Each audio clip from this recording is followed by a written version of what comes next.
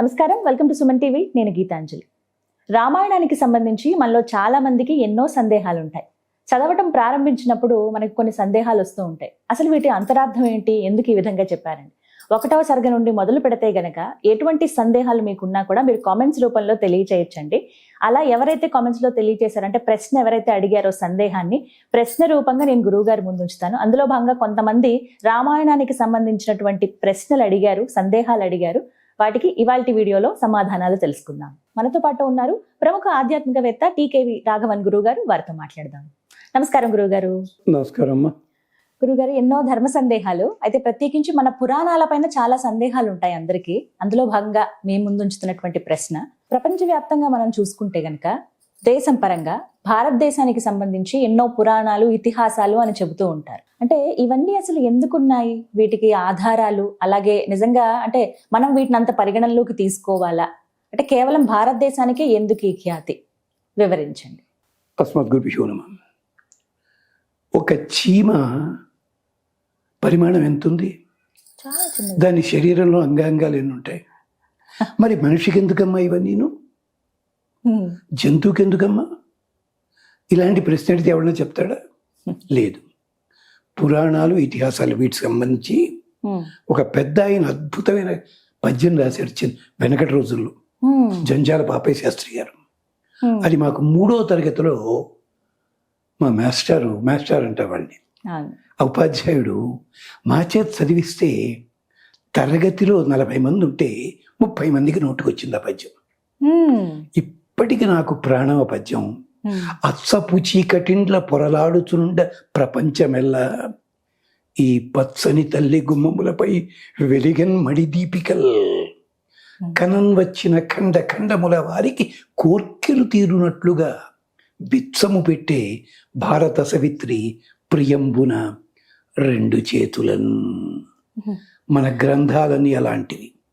Fahien, Hiuen Tsang, max Muller, Browning ఇలాంటి వాళ్ళంతా కూడా ఇక్కడికొచ్చి ఇక్కడ గ్రంథాలు చూసి అనువాదాలు చేసుకుని గమనించి అక్కడ వాళ్ళ దేశాల్లో ఆచారాలు పెట్టుకున్నారు.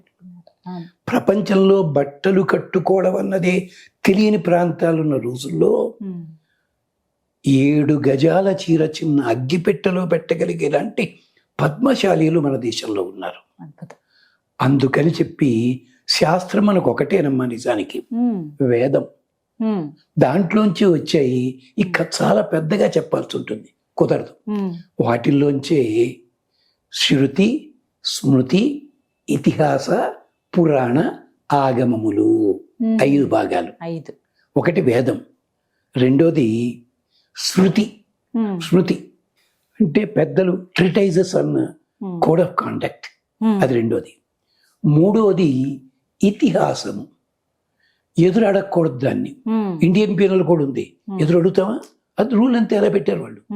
ఇతి ఆస, ఇలా జరిగిందని చెప్పడమే దాని ఉద్దేశ్యం. మంచి చెడు పక్కన చూసుకున్న తర్వాత పురాణములు, పురాతి నవం.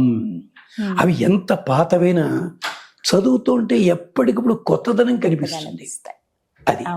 తర్వాత ఆగమ శాస్త్రం అన్నారు. ఆగమం అంటే మీ ఆరాధన, దేవతారాధన కోసం, దానికోసం పడేది ఇది. దీంట్లో మీరు అడిగింది ఇతిహాసం అంటే రామాయణము, భారతము. ఆశ ఎందుకని? మనకి వెలుతురు ఇచ్చేవాళ్ళు ఇద్దరే, సూర్యుడు, చంద్రుడు. సూర్యవంశీయుల చరిత్ర రామాయణం అయితే చంద్రవంశీయుల చరిత్ర భారతమైంది. ఈ రెండిటికి లింకులు కొన్ని ఉంటాయి, మనం మిస్ అవుతున్నవి. అక్కడ దానికోసం భాగవతము, పురాణం వచ్చింది. అంటే రామాయణ, భారత, భాగవతములు 3 వచ్చాయి.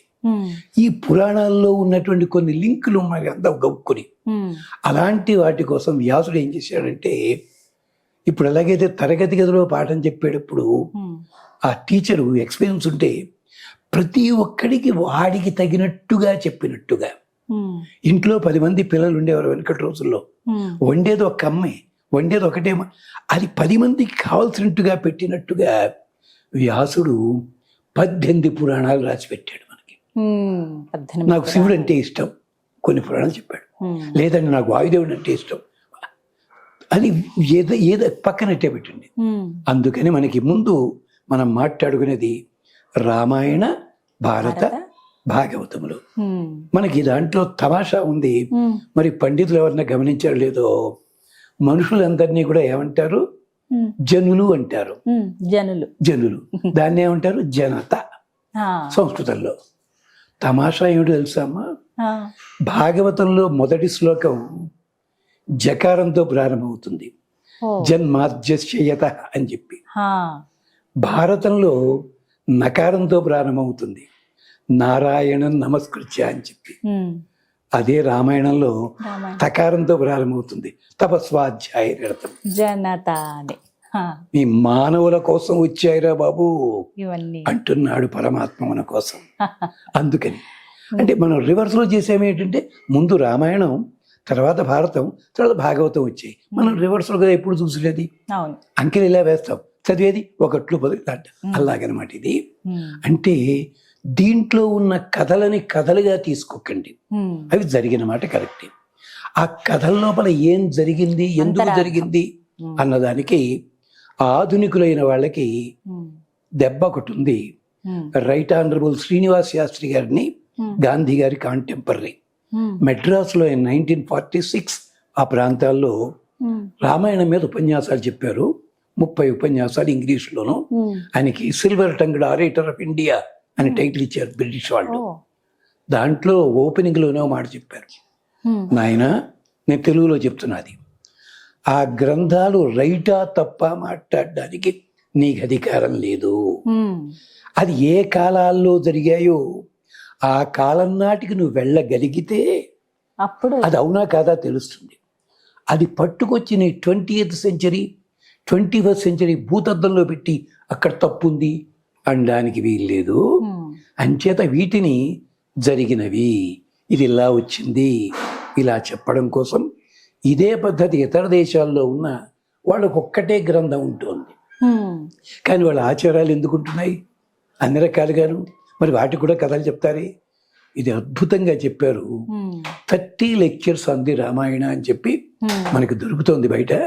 రైట్ ఆనరబుల్ బిరుదు ఆయనకే ఇచ్చారు అప్పటి బ్రిటిష్ వాళ్ళు. కానీ కోపం వచ్చి వాళ్ళకి నాకు బిరుదు దక్కలే తీసేయమన్నాడు ఆయన గాంధీ గారితో వచ్చినప్పుడు. అలాగా అందుకని రామాయణ, భారత, భాగవతములలో ఈ సన్నివేశాలు ఉంటాయి, ఈ సందేశాలు ఉంటాయి. వాటిని మనం జ్ఞాపకం చేసుకునే ప్రయత్నం చేద్దాం. అంతే తప్ప ఇటీవల కాలం ఏమైపోయింది అయితే భగవద్గీత చదివించేయడమే. భగవద్గీతలో శ్లోకంలో 33 అక్షరాలు వచ్చాయి. ఇవాళ కనిపించటం లేదా? 32 ఉండాలి. ఒక శ్లోకంలో 33 వచ్చాయి. కనిపించలేదా పండితులకి? చెప్పరే. అలాగైతే రామాయణం 100కి వచ్చినట్టు చెప్తున్నారు. మరి భారతం దాని సంగతి ఏం చేశారు బాబు అంటే, సగం చదివి అన్నీ వచ్చునుకునే వాళ్ళం మాలాంటి వాళ్ళం ఎక్కువైపోయాం. అందుకని చెప్పి దీంట్లో ఉన్న రహస్యాలు చూద్దాం క్రమంగా. ఒక్కొక్కటి అడిగే ప్రశ్నలు చెత్త ప్రశ్నలా ఉండొచ్చును, అద్భుతమైన సమాధానం వాటిలో దొరుకుతుంది. అది చాలా ఇది ముందు ఒక విషయ సూచిక అంటారు కదా, అలా ముందుగా వివరణ అన్నమాట. దీని ద్వారా మరికొన్ని ఎపిసోడ్స్ తో అసలు పురాణాలు ఏమిటి అనేది కూడా తప్పకుండా. ధన్యవాదాలు గురువు గారు. సంతోషం అండి. నమస్కారం.